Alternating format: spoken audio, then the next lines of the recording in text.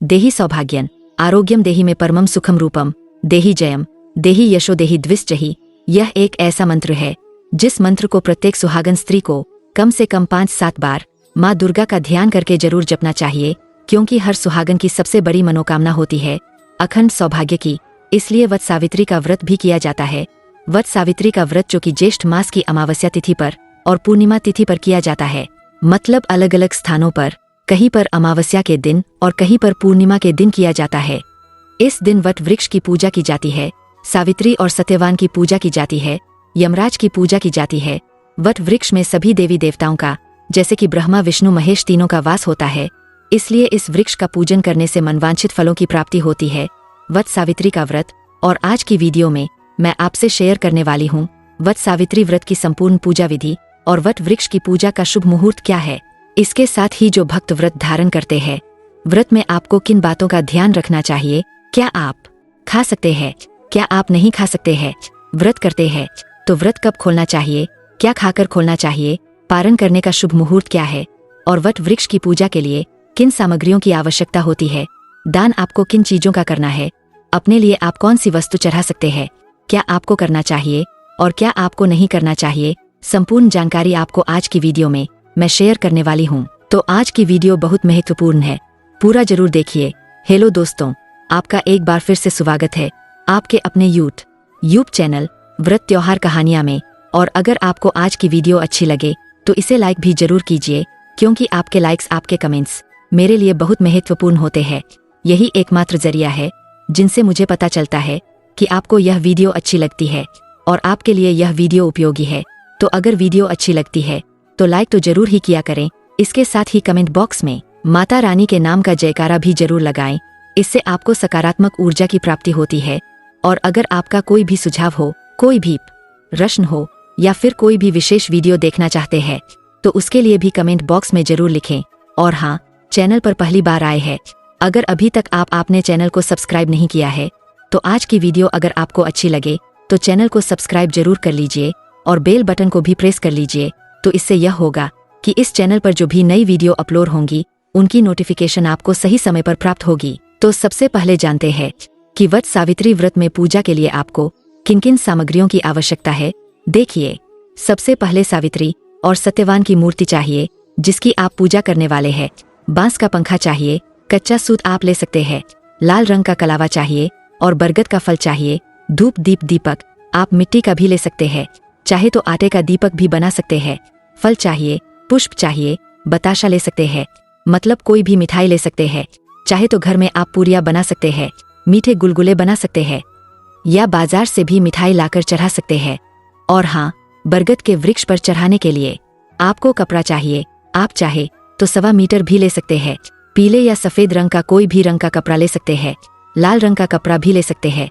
आप इत्र चाहिए और पान, सुपारी, नारियल, सिंदूर, अक्षत, सुहाग की सामग्री और भीगे हुए चने चाहिए। कलश चाहिए, जल से भरा हुआ, और मूंगफली के दाने चाहिए। जितनी संख्या में आप परिक्रमा करेंगे, जैसे कि आज के दिन बरगद के वृक्ष की परिक्रमा की जाती है, तो परिक्रमा को गिनने के लिए कुछ सामग्रियां चाहिए। तो आप चाहें तो चने से भी फेरी लगा सकते हैं, मूंगफली से भी फेरी लगा सकते हैं, या फिर कुछ सुहाग की सामग्री ले सकते हैं, टॉफी वगैरह भी ले सकते हैं। मतलब अपनी इच्छा के अनुसार हमें गिनती करनी होती है। जितनी परिक्रमा करनी है उतनी तो उसके लिए कुछ संख्या में सामग्री चाहिए। आप मिलाजुला कर भी चीजें ले सकते हैं, जैसे कि कुछ सुहाग की सामग्री ले सकते हैं, जैसे बिंदी के पत्ते, या फिर आप नेल पॉलिश ले सकते हैं, या इसी प्रकार से आप थोड़े से मूंगफली के दाने ले सकते हैं, थोड़े से चने के दाने ले सकते हैं। तो अपनी इच्छा के अनुसार कुछ सामग्री ले लीजिए, जितनी संख्या में आपको वट वृक्ष की परिक्रमा करनी है। और हाँ, बांस के बने हुए पंखे होते हैं, आप वो पंखे ले सकते हैं। और बांस के पंखे ना हो तो आप कागज के द्वारा भी पंखे बना सकते हैं। मतलब पंखा इसलिए चाहिए क्योंकि वट वृक्ष पर उसी पंखे से हवा की जाती है और अपने पति को भी उसी पंखे से हवा की जाती है। तो आप चाहे तो 2 पंखे ले सकते हैं, एक दान कर सकते हैं, एक अपने घर में अपने पति के लिए भी लेकर आ सकते हैं। और हाँ, सावित्री और सत्यवान के निमित्त भी वस्त्र अर्पित किए जाते हैं। तो आप चाहें तो माता सावित्री के लिए सूट ले सकते हैं, साड़ी ले सकते हैं, और इसी प्रकार से सत्यवान के लिए आप चाहे तो तौलिया भी ले सकते हैं, या फिर बनियान ले सकते हैं, पैंट शर्ट के कपड़े भी ले सकते हैं। और इन चीजों का करना क्या होता है, देखिए, जो भी आप सावित्री और सत्यवान को चीजें चढ़ाते हैं, इनमें से कुछ चीजें आप स्वयं प्रयोग कर सकते हैं, कुछ चीजें चाहे तो दान भी कर सकते हैं। दान किन चीजों का करना आवश्यक है? देखिए, दान सुहाग की सामग्री का करना अत्यंत आवश्यक है, जैसे कि सिंदूर और बिंदी। अगर आप किसी को आज के दिन देते हैं तो इससे आपके सौभाग्य में वृद्धि होती है। तो आप चाहें तो 16 श्रृंगार की सामग्री का भी दान कर सकते हैं, या फिर कुछ चीजों का दान कर दीजिए। स्वयं कुछ चीजें अपने प्रयोग के लिए भी रख सकते हैं। और हाँ, साड़ी और सूट का भी दान किया जा सकता है। जैसे कि आप अगर अधिक संख्या में चीजें चढ़ाते हैं तो कुछ चीजें दान कर सकते हैं। अब दान किसको करना है?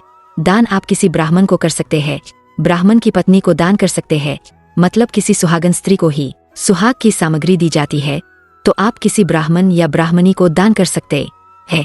या फिर जैसे कि घर के आसपास कोई ब्राह्मण ना मिले तो घर में जो बुआ बेटियां होती है। अब बात करें पूजा विधि के बारे में, तो देखिए, आप सभी जानते हैं आज वट वृक्ष की पूजा की जाती है। और वट वृक्ष की पूजा के लिए सौभाग्यवती महिलाएं श्रृंगार करके, मतलब 16 श्रृंगार करके सावित्री और सत्यवान की पूजा करने वट वृक्ष के पास जाती है। तो आप सुबह जल्दी उठ जाइए, स्नान इत्यादि से निवृत्त हो जाइए, और फिर वट वृक्ष आपके घर के आसपास हो तो वहां जाकर पूजा कर सकते हैं। लेकिन कहीं भी बाहर जब हम पूजा करने जाते हैं तो पहले अपने घर की पूजा हमें कर लेनी चाहिए। घर के मंदिर में जो भी देवी देवता विराजित है, पहले उनकी पूजा कर लीजिए। उसके बाद आप मंदिर में जाकर या फिर जहाँ पर भी बरगद का वृक्ष है वहां जाकर पूजा कर सकते हैं। अब बहुत से भक्तों के प्रश्न आए हैं कि वट वृक्ष हमारे घर के आसपास नहीं है, हम बाहर नहीं जा सकते हैं, तो ऐसे में क्या करें? तो ऐसे में आप अपने घर में बरगद की एक डंडी लेकर आ जाइए, उसे एक गमले में लगा दीजिए और उसी की विधि विधान से पूजा कर लीजिए। आप चाहें तो नर्सरी से वट वृक्ष का पौधा भी लेकर आ सकते हैं और उसकी भी पूजा कर सकते हैं। पूजा के बाद उस पौधे का क्या करना है? आप चाहे तो अपने घर में ही रहने दीजिए, प्रतिदिन पूजा कर सकते हैं। वट वृक्ष अगर घर में लगा होता है तो इसे श्रेष्ठ ही माना जाता है। तो गमले में लगा है, आप अपने घर की बालकनी में रख दीजिए और प्रतिदिन जल अर्पित कर सकते हैं, धूप दीप अर्पित कर सकते हैं। और अगर नहीं रखना चाहते हैं तो घर के आसपास कोई मंदिर है तो वहां ले जाकर रखा आइए, मतलब वट सावित्री व्रत के दिन पूजा कर लीजिए और अगले दिन इस वट वृक्ष के पौधे को ले जाकर आसपास कोई मंदिर हो तो वहां दान कर सकते हैं। और आज के दिन वट वृक्ष की पूजा कैसे करनी चाहिए? देखिए, जब आप वट वृक्ष के पौधे के पास जाते हैं, वृक्ष के पास जाते हैं, तो सबसे पहले वृक्ष देवता को प्रणाम कीजिए। वही पास में बैठकर, मतलब जड़ के पास बैठकर ही पूजा की जाती है। तो आप चाहे तो कलश की स्थापना कर सकते हैं। वैसे जब हम किसी वृक्ष के नीचे जाकर पूजा करते हैं तो कलश की स्थापना करने की आवश्यकता नहीं होती है। लेकिन अगर आप घर में पूजा कर रहे हैं, घर में आपने छोटा सा पौधा लगा है या डंडी लगाई है बरगद के वृक्ष की, तो ऐसे में आप घर में कलश की स्थापना जरूर कर लीजिए। लेकिन वट वृक्ष के पास जाकर पूजा कर रहे हैं तो बिल्कुल भी आवश्यकता नहीं है आपको कलश की स्थापना करने की, क्योंकि वहां तो सभी देवी देवता साक्षात रूप में विराजमान है। तो किसी भी आवाहन की विसर्जन की आवश्यकता नहीं होगी। वट वृक्ष के पास जाकर आपको सिर्फ जल अर्पित करना चाहिए। थोड़ा सा कच्चा दूध अर्पित कर सकते हैं या कच्चा दूध मिश्रित जल भी अर्पित कर सकते हैं।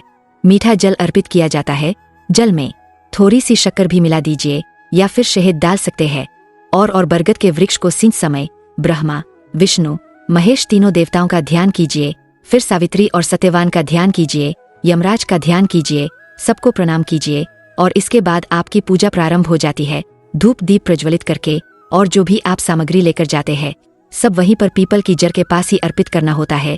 एप्पल जरूर लेकर जाना चाहिए, मतलब चावल का घोल जिसमें हल्दी मिला लेते हैं और इसे लेकर जाते हैं। तो हम वट वृक्ष के पास सबसे पहले अपनी 5 उंगलियों में डुबाकुर लगाकर और थापा लगाएंगे।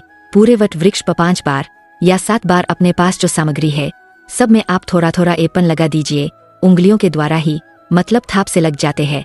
और जो पंखा लेकर जाते हैं, पंखे को भी वट वृक्ष की जड़ में अर्पित करके उसके ऊपर आपको अपनी उंगलियों से 5 बार या 7 बार निशान लगाना होता है एन के द्वारा। उसके बाद पंखे के ऊपर आप 5 या 7 वट वृक्ष के पत्ते रख दीजिए। उसी पर सुहाग की सामग्री रखी जाती है, फल इत्यादि चढ़ाए जाते हैं और बहुत सारी चीजें इसमें से दान की जाती है। कुछ चीजें साथ स्वरूप अपने लिए भी रखी जाती है। जो वस्त्र आप लेकर गए हैं सावित्री सत्यवान वट वृक्ष के लिए भी, वह सभी वस्त्र इत्यादि वही वट वृक्ष की जड़ में अर्पित कर दीजिए। प्रणाम कर लीजिए, अपने मन की जो भी प्रार्थना है कर लीजिए। देखिए, भाव आप अपने हिसाब से व्यक्त करते हैं। जो भी आपकी परेशानियां हैं आप सबका स्मरण कर सकते हैं। अखंड सौभाग्य के लिए प्रार्थना कर सकते हैं। संतान की प्राप्ति, व्यक्ति के लिए प्रार्थना कर सकते हैं। संतान की उन्नति के लिए, परिवार की तरक्की के लिए, परिवार की सुख समृद्धि के लिए, मतलब किसी भी प्रकार की आपकी कामना है वह निश्चित ही पूर्ण होती है, क्योंकि वट सावित्री व्रत के दिन वट वृक्ष की एनर्जी बहुत हाई लेवल पे होती है। तो इस दिन की गई प्रार्थना निश्चित ही स्वीकार्य होती है। तो सभी देवी देवताओं का ध्यान करके अपने मन की कामना कहिए, निश्चित ही कामना पूर्ण होगी। तो पूजा पूर्ण कर लीजिए। उसके बाद आपको परिक्रमा करनी है। परिक्रमा आपको जैसे मैंने बताया, आप चने के दाने से भी कर सकते हैं, मूंगफली के दाने से भी कर सकते हैं, या फिर कोई और सामग्री आपके पास है तो उससे भी कर सकते हैं। परिक्रमा आप जिस स्थान पर पूजा कर रहे हैं वहां से प्रारंभ होती है और क्लॉकवाइज परिक्रमा होती है, मतलब घड़ी की सुई जिस दिशा में घूमती है उसी प्रकार से हम परिक्रमा करते हैं। तो जब परिक्रमा आप करते हैं, आपके हाथ में सिंदूर जरूर होना चाहिए। जितनी बार आप परिक्रमा करेंगे उतनी बार जो भी आपके हाथ में सामग्री है गिनने के लिए उसे अर्पित करेंगे, और फिर सिंदूर अपने अनामिका उंगली में लगाकर वट वृक्ष पर सिंदूर लगाएंगे और फिर उस सिंदूर को अपनी मांग में लगाएंगे। जितनी बार आप परिक्रमा करेंगे हर बार आपको वट वृक्ष में सिंदूर अवश्य लगाना है और फिर उसे अपनी मांग में भरना है। माता सावित्री का ध्यान करते हुए यह कार्य कीजिए। अखंड सौभाग्य के लिए प्रार्थना करते हुए आपको परिक्रमा करनी होती है। और हाँ, जैसे कि कई भक्तों के प्रश्न आते हैं कि कौन से मंत्र का आज हमें जप करना चाहिए, तो देखिए, जैसा मैंने आपको शुरू में ही बोला, उस मंत्र को जपते हुए आप परिक्रमा कर सकते हैं, क्योंकि उसमें उस एक मंत्र में सभी चीजें समाहित है। बहुत सारी चीजें आप माता से प्रार्थना करके अपने लिए कामना करती है, तो उस मंत्र को भी चाहे तो बोल सकते हैं, नोट कर लीजिएगा। और या फिर सिर्फ माता सावित्री का ध्यान करते हुए जय माँ सावित्री, जय माँ सावित्री, इस प्रकार से भी मंत्र जप करते हुए आप परिक्रमा कर सकते हैं। और परिक्रमा करने के बाद कथा की जाती है, जैसे कि वहां पर कई बार ब्राह्मण होते हैं तो वही कथा कर रहे होते हैं, या फिर जो भी स्त्रियां होती है वह आपस में भी कथा कर रही होती है। आप चाहे तो जैसे कि खुद के पास से किताब लेकर जाइए और स्वयं से भी पुस्तक पढ़कर भी कथा पढ़ सकती है, या फिर मोबाइल पर भी सुन सकते हैं। तो अपने हाथ में थोड़े से चने के दाने और थोड़े से पुष्प लेकर कथा सुन लीजिए, और कथा पूर्ण होने के बाद आपके हाथ में जो सामग्री है वट वृक्ष की जड़ में अर्पित कर दीजिए। प्रार्थना कर लीजिए माता सावित्री से, भगवान सत्यवान से और यमराज जी से, और सभी देवी देवताओं का मन में ध्यान कर लीजिए। अब आपकी पूजा पूर्ण हो जाती है, और इसके बाद जो भी वहां पर सुहागिन महिलाएं होती है सब एक दूसरे को सिंदूर लगाते हैं। जो बड़े बुजुर्ग होते हैं उनके चरण स्पर्श करने चाहिए और सबका आशीर्वाद लेना चाहिए। अगर कोई ब्राह्मण दंपति हो वहां पर तो उनके चरण स्पर्श करके दान की सामग्री आप वहीं पर दान कर सकते हैं। कुछ खाने की सामग्री लेकर गए हैं तो आसपास जो भी बच्चे हैं उनको आप खाने की सामग्री दे सकते हैं, फल दे सकते हैं, मिठाइयाँ दे सकते हैं। कुछ ना कुछ आपको वट वृक्ष के पास भी वितरित करना चाहिए। देखिए, मेन तो वही है जहाँ पर हम पूजा कर रहे हैं, तो वहाँ जो पूजा करने के बाद आप कुछ सामग्री वितरित करते हैं, किसी का मुंह मीठा करवाते हैं, किसी का आशीर्वाद लेते हैं। इसका बहुत अधिक महत्व होता है। और इसके बाद अपने घर में आकर जो भी बड़े बुजुर्ग हैं उनके चरण स्पर्श कर लीजिए। और हाँ, अपने पति के चरण स्पर्श आज जरूर करना चाहिए, उनका आशीर्वाद लेना चाहिए। आप जो पंखा लेकर आए हैं वहां से उससे उनको हवा करनी चाहिए। और एक और चीज जो मैं आपको बताना भूल गई, जब आप परिक्रमा करते हैं, मतलब जब आप पूजा करेंगे वट वृक्ष की, तो वट वृक्ष के पत्ते का श्रृंगार किया जाता है। आज के दिन तो आप चाहे तो पूरी माला बना बनाकर भी वट वृक्ष की और धारण कर सकते हैं, या फिर आप ऐसा भी कर सकते हैं कि एक पत्ता ले लीजिए, अपने बालों में लगा लीजिए और उसे लगाकर परिक्रमा कर सकते हैं, पूजा कर सकते हैं। और उस पत्ते को आप घर में लेकर आ जाते हैं, अपने घर में कहीं पर भी सुरक्षित स्थान पर उसे रख सकते हैं। और जैसे कि यह व्रत निर्जला किया जाता है, मतलब जितने समय तक हम वट वृक्ष की पूजा नहीं कर पाते हैं तब तक जल नहीं ग्रहण करना चाहिए, ऐसा शास्त्रों का विधान है। तो जो लोग स्वस्थ है बिल्कुल इसी नियम का पालन करें। बिल्कुल निर्जल रहकर ही हमें वट वृक्ष की पूजा करनी चाहिए। लेकिन मान लीजिए कि आप निर्जल नहीं रह पाते हैं किसी भी कारणवश, जैसे कि बहुत सी गर्भवती महिलाएं हैं जो इतने समय तक पूजा करते समय तक निर्जल नहीं रह पाती है, या फिर बीमार है, तब ऐसे में क्या करना चाहिए? देखिए, तब ऐसे में आपको सबसे पहले अपने स्वास्थ्य का ध्यान देना चाहिए। स्वास्थ्य अगर ठीक रहेगा तभी आप पूजा कर पाएंगे।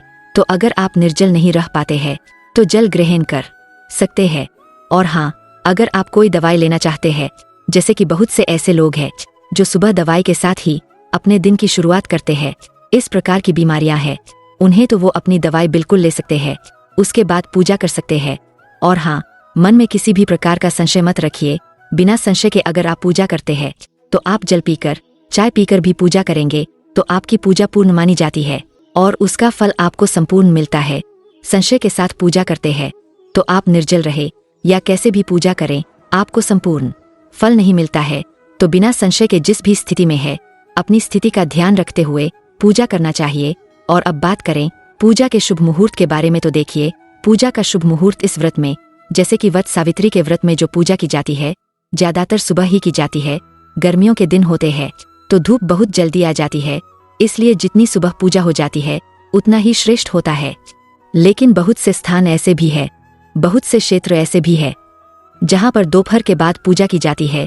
तो आपके यहाँ जिस प्रकार का नियम हो उस प्रकार से आप पूजा कर सकते हैं। इस व्रत में ऐसा कोई पर्टिकुलर टाइम नहीं होता है कि इसी समय में पूजा करनी है। वट सावित्री व्रत की पूजा सूर्योदय के बाद प्रारंभ हो जाती है और फिर लगभग दोपहर तक पूजा कर लेते हैं सभी लोग। बाकी आपके यहाँ के नियम है, जिस प्रकार से आपके यहाँ पूजा होती है, जिस समय में होती है, आप कर सकते हैं। और अब बात करें पारण के शुभ मुहूर्त के बारे में, तो देखिए वट सावित्री व्रत में जब हम पूजा करने के बाद घर आते हैं तो घर आकर पति के चरण स्पर्श करने के बाद, और जैसे घर में बड़े बुजुर्ग हैं उन सबके चरण स्पर्श करने के बाद जल ग्रहण करते हैं। तो जैसे कि कई स्थानों पर बरगद के फल को निगलकर और जल ग्रहण किया जाता है, और कई स्थानों पर भीगे काले चने जो होते हैं जो हम पूजा के लिए लेकर जाते हैं, उसी के द्वारा व्रत खोला जाता है। तो सबके यहाँ के अपने अपने नियम होते हैं, जिस भी प्रकार से आपके यहाँ होता है आप कर सकते। और हाँ, इसके बाद आप फलाहार कर सकते हैं, चाय वगैरह ले सकते हैं, फल खा सकते हैं, और फिर शाम के समय मीठा भोजन किया जाता है। वैसे कई स्थानों पर ऐसा भी होता है कि जब बरगद के वृक्ष की पूजा करके घर आते हैं तो उसी समय भोजन कर लिया जाता है। तो देखिए यह परंपराएं हैं, आपकी अपने घर की जो पारंपरिक परंपराएं हैं उसी के अनुसार आप व्रत प्रारंभ भी करते हैं और समापन भी करते हैं। तो व्रत का पारण किस प्रकार से करना है यह अपने घर में जरूर पूछकर करना चाहिए। और पारण करने के लिए भी कोई पर्टिकुलर टाइम नहीं होता है कि इसी समय व्रत खोलना है। आप शाम को भी व्रत खोल सकते हैं अगर आपके यहाँ खोला जाता है, नहीं तो कई स्थानों पर अगले दिन यह व्रत खोला जाता है। तो जैसा आपके यहाँ होता है बिल्कुल उसी प्रकार से कीजिएगा। परंपराओं में बहुत ज्यादा छेड़छाड़ नहीं करनी चाहिए। वट सावित्री व्रत की पौराणिक कथा के अनुसार भद्र देश के एक राजा थे जिनका नाम अश्वपति था। भद्र देश के राजा अश्वपति के कोई संतान नहीं थी। उन्होंने संतान की प्राप्ति के लिए मंत्रोच्चारण के साथ प्रतिदिन 1 लाख आहुतियां दी। 18 वर्षों तक यह जारी रहा। इसके बाद सावित्री देवी ने प्रकट होकर वर दिया। सावित्री देवी ने कहा कि हे राजन, मैं तुझ पर अत्यंत प्रसन्न हूँ और तुझे एक तपस्वी कन्या होने का वरदान देती हूँ। सावित्री देवी की कृपा से कुछ समय के बाद एक कन्या संतति की प्राप्ति हुई जिसका नाम सावित्री रखा गया। सावित्री देवी की कृपा से जन्म लेने के कारण ही कन्या का नाम सावित्री रखा गया। कन्या बड़ी होकर बेहद रूपवान हुई। योग्य वर न मिलने की वजह से सावित्री के पिता बहुत दुखी थे और उन्होंने कन्या को स्वयं ही वर तलाशने को भेजा। सावित्री तपोवन में भटकने लगी। वहां साल्व देश के राजा दमतसेन रहते थे क्योंकि उनका राज्य किसी ने छीन लिया था। उनके पुत्र सत्यवान को देखकर सावित्री ने पति के रूप में उनका वरण किया। ऋषिराज नारद को जब यह बात पता चली तो वह राजा अश्वपति के पास पहुंचे और कहा कि हे राजन, यह क्या कर रहे हैं? आप सत्यवान गुणवान है, धर्मात्मा और बलवान भी है, पर उनकी आयु बहुत छोटी है, वह अल्पायु है और 1 वर्ष के बाद ही उनकी मृत्यु हो जाएगी। ऋषि राज नारद की बात सुनकर राजा अश्वपति घोर चिंता में डूब गए। सावित्री ने उनसे कारण पूछा तो राजा ने कहा, हे पुत्री, तुमने जिस राजकुमार को अपने वर के रूप में चुना है वह अल्पायु है, तुम्हें किसी और को अपना जीवन साथी बनाना चाहिए। इस पर सावित्री ने कहा कि हे पिताजी, आर्य कन्याएं अपना पति एक बार ही वरण करती है, राजा एक बार ही आज्ञा देता है और पंडित एक बार ही प्रतिज्ञा करते हैं और कन्यादान भी एक ही बार किया जाता है। सावित्री हट करने लगी और बोली, मैं सत्यवान से ही विवाह करूंगी। राजा अश्वपति ने सावित्री का विवाह सत्यवान से कर दिया। सावित्री अपने ससुराल पहुंचते ही सास ससुर की सेवा करने लगी। समय बीतता चला गया। नारद मुनि ने सावित्री को पहले ही सत्यवान की मृत्यु के दिन के बारे में बता दिया था। वह दिन जैसे जैसे करीब आने लगा सावित्री अधीर होने लगी। उन्होंने 3 दिन पहले से ही उपवास शुरू कर दिया। नारद मुनि द्वारा कथित निश्चित तिथि पर पितरों का पूजन किया। हर दिन की तरह सत्यवान उस दिन भी लकड़ी काटने जंगल चले गए, साथ में सावित्री भी गई। जंगल में पहुंचकर सत्यवान लकड़ी काटने के लिए एक पेड़ पर चढ़ गए। तभी उनके सिर में तेज दर्द होने लगा। दर्द से व्याकुल होकर सत्यवान पेड़ से नीचे उतर गए। सावित्री अपना भविष्य समझ गई और सत्यवान के सिर को अपने गोद में रखकर सावित्री सत्यवान का सिर सहलाने लगी। तभी वहां यमराज आते दिखे। यमराज अपने साथ सत्यवान को ले जाने लगे। सावित्री भी उनके पीछे पीछे चल पड़ी। यमराज ने सावित्री को समझाने की कोशिश की, यही विधि का विधान है, लेकिन सावित्री नहीं मानी। सावित्री की निष्ठा और पतिपरायणता को देखकर यमराज ने सावित्री से कहा कि हे देवी, तुम धन्य हो, तुम मुझसे कोई भी वरदान मांगो। सावित्री ने कहा कि मेरे सास ससुरवासी है और अंधे भी है, उन्हें आप दिव्य ज्योति प्रदान करें। यमराज ने कहा ऐसा ही होगा, जाओ अब लौट जाओ। लेकिन सावित्री अपने पति सत्यवान के पीछे पीछे चलती रही। यमराज ने कहा हे देवी, तुम वापस जाओ। सावित्री ने कहा भगवान, मुझे अपने पति देव के पीछे पीछे चलने में कोई परेशानी नहीं है, पति के पीछे चलना मेरा कर्तव्य है। यह सुनकर उन्होंने फिर से उसे एक और वर मांगने के लिए कहा। सावित्री बोली हमारे सास ससुर का छिन गया है, उसे पुनः वापस दिला दे। यमराज ने सावित्री को यह वरदान भी दे दिया और कहा अब तुम लौट जाओ। लेकिन सावित्री फिर पीछे पीछे ही चलती रही। यमराज ने सावित्री को तीसरा वरदान मांगने को कहा। इस पर सावित्री ने 100 संतानों और अखंड सौभाग्य का वरदान मांगा। यमराज ने इसका वरदान भी सावित्री को दे दिया। सावित्री ने यमराज से कहा कि हे प्रभु, मैं तो एक पतिव्रता पत्नी हूँ और आपने मुझे पुत्रवती होने का आशीर्वाद दिया है। अगर आप मेरे पति को साथ लेकर जा रहे हैं तो मुझे 100 संतानें कैसे प्राप्त होंगी और मुझे अखंड सौभाग्य की प्राप्ति कैसे होगी। यह सुनकर यमराज को सत्यवान के प्राण छोड़ने पड़े और यमराज अंतर ध्यान हो गए और सावित्री उसी वट वृक्ष के पास आ गई जहां उसके पति का मृत शरीर पड़ा था। सत्यवान जीवंत हो गया और दोनों खुशी खुशी अपने राज्य की ओर चल पड़े। दोनों जब घर पहुंचे तो देखा कि माता पिता को दिव्य ज्योति प्राप्त हो गई है। इस प्रकार सावित्री सत्यवान चिरकाल तक राज्य का सुख भोगते रहे। 8 पतिव्रता सावित्री के अनुरूप ही पहले अपने सास ससुर का उचित पूजन करें, उसके बाद अन्य विधियों का प्रारंभ करें। वट सावित्री व्रत करने और इस कथा को सुनने से उपवास के वैवाहिक जीवन या जीवन साथी की आयु पर किसी भी प्रकार का कोई संकट आया हो तो वह भी टल जाता है। प्रेम से बोलिए माता सावित्री की जय।